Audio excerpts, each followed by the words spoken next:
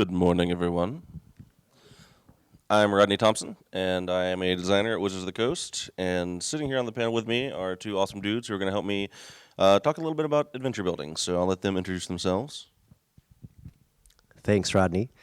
I'm Bruce Cordell. I've been a longtime designer of adventures at Wizards of the Coast. My name is Chris Perkins. I am the senior producer for Dungeons and Dragons at Wizards of the Coast, which basically means that all of the RPG products that we do are kind of managed by me, and the staff that does them is also managed by me.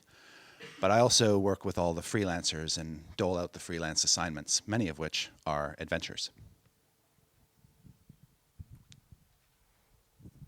Thank you. And we're caught on the microphone. Awesome. So today's seminar is something I've run a couple of times, and it is an audience participation seminar. As we go along, I'm actually going to enlist your help to build an adventure using the kind of guidelines that we're going to talk about during the seminar today. So don't be afraid to throw up your hand, offer suggestions, etc. Whenever I ask for them. And if I hit a point where you feel like you need to ask a question, just throw up your hand, and I will try and answer it best I can. In addition to, by the way, in addition to being the guy who's pretty much the head manager of everybody in my department, Chris is also my DM, so many of our little anecdotes will probably be related to our Wednesday night game in which he tries to kill my character repeatedly. So what I want to do today is talk to you guys a little bit about the process that I like to use when designing adventures, and that we've sort of come up with as a result of a lot of meetings and experience and basically adventures that have been designed over the years. This won't necessarily be a strictly 4th edition centric philosophy, so even if you play other editions and stuff, you'll probably get something out of it, but we will probably use a lot of 4th edition jargon when we talk about this stuff. So the best way I can describe the process is that we have some sort of high-level components that we think are necessary to creating a compelling adventure. And I'm just going to run through them really quick, but then each of these will be their own topic as we go along. We have your villain is sort of the central focus of your adventure. It's where I like to start, although you don't necessarily have to go in this order. You have your locations, which are often some of the most memorable things about an adventure that people remember. I mean, Castle Ravenloft, White Plume Mountain. Those are not only the names of the adventures, but they're places where your adventurers will do the most of the adventuring. There's a story or an agenda, something that's happening, something that the villain has put into play, something that the players have initiated, etc., that moves throughout the adventure. You have your henchmen and antagonists, which sometimes are monsters, sometimes are humanoids, allies and NPCs, and rewards, which pretty much self-explanatory, the things that the heroes get at the end of the adventure. And then the repercussions of the adventure. So what I'm going to do is I'm going to go through each of these different points, and guys, jump in here, snag the mic for me if you want to interject anything. I'm going to go through each of these points, and as we go along, what I'm going to do is ask you guys for some suggestions and then build an adventure sort of on the fly using those components. So let's talk about villains. And we have a pretty awesome villain up there on the screen right now, Lolth. A villain is sort of the driver behind the adventure. Most of the time when you are designing an adventure, your villain is going to be the genesis of all the adventure seeds that your players interact with.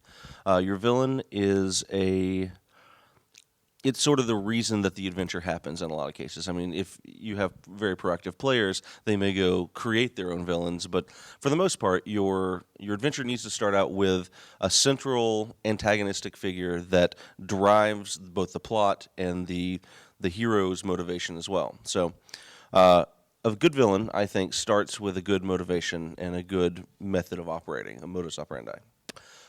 Basically, one of the things I think you want to do when you create your villain for your campaign or for your adventure is think about why they want what they want, why they are doing what they're doing, and use that to not only drive the plot of the adventure, but also use it to react to what your players are doing. I know that no matter how much prep work you put into an adventure, it's always going to go off the rails a little bit. Players will always sort of throw you a curveball, and you'll end up moving the adventure in a direction that you didn't anticipate. So having a good, clear image in your head about the motivations of your villain helps you steer the adventure once they go off the rails, but it'll also end up helping you design the adventure itself. It basically serves as the big guidepost for what your adventure is going to be about. So, if your villain is the bugbear who wants to become the ruler of the the forest or whatever where the adventure is taking place, that's going to inform everything else throughout the rest of the adventure. One of the things that I do when I create a villain for an adventure, and I create a lot of villains that I throw at these two guys and the other people in my campaigns, is just go to real-world sources. The newspaper, the news.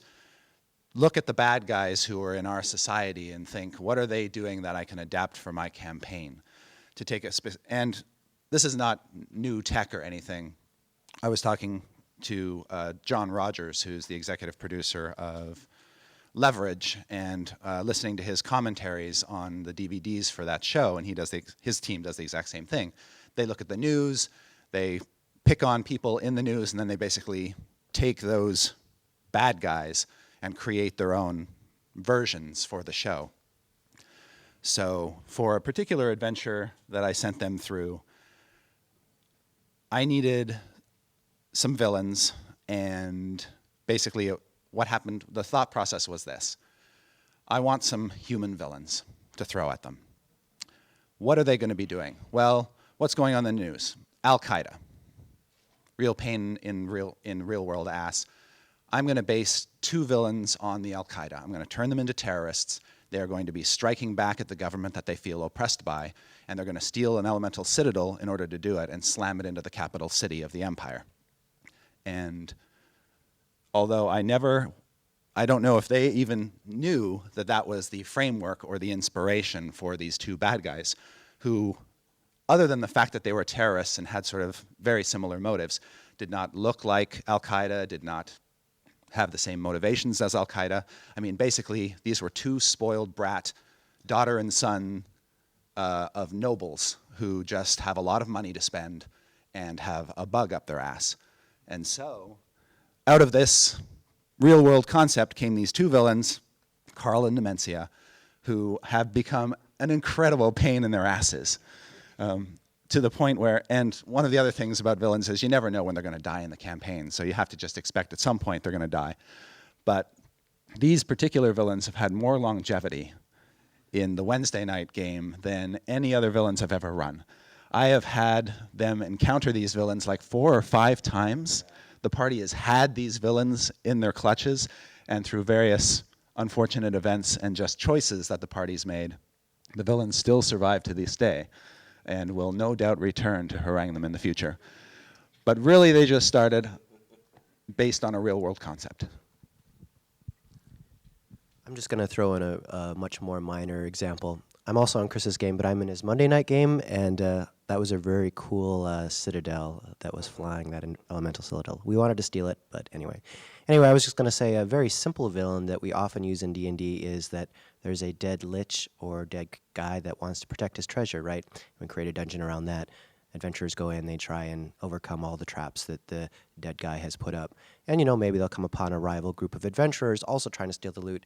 They can become more of the active villains in the scenario. But that's just a much more simple way that we do it all the time.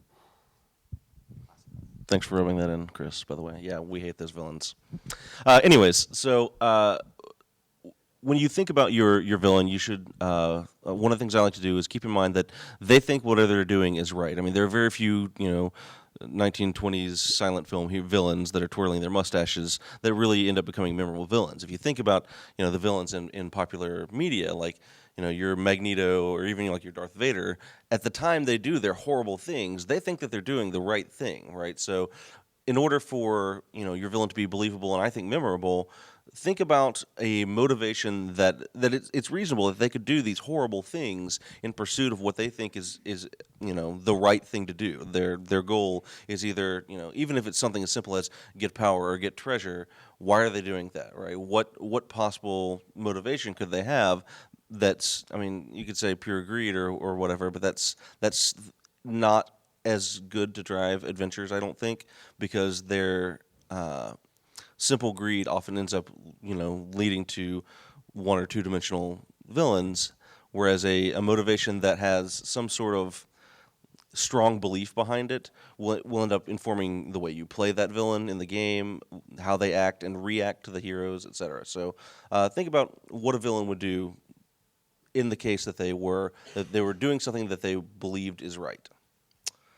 So another thing I want to talk about a little bit, and guys jump in here again if you want, is memorable traits. A good villain has one or two things, maybe three or four things, depending on how often you use the villain, that strike your party as memorable. Your players need a hook to latch on to remember who that villain is. They need either, it could be something like a personality trait or a verbal tick or basically anything that separates them from the crowd. A villain needs to have some striking component that makes them memorable to your players. And it's not necessarily memorable to the world, right, that you're creating, but you want your players, when this villain shows up, to remember, oh yeah, this is the guy who talks like Snidely Whiplash, or this is the guy who's only got one eye, or something like that. Something to act as a trigger for your players that not only triggers their memory of the villain, because a villain needs to interact with the players multiple times throughout an adventure, but also something that will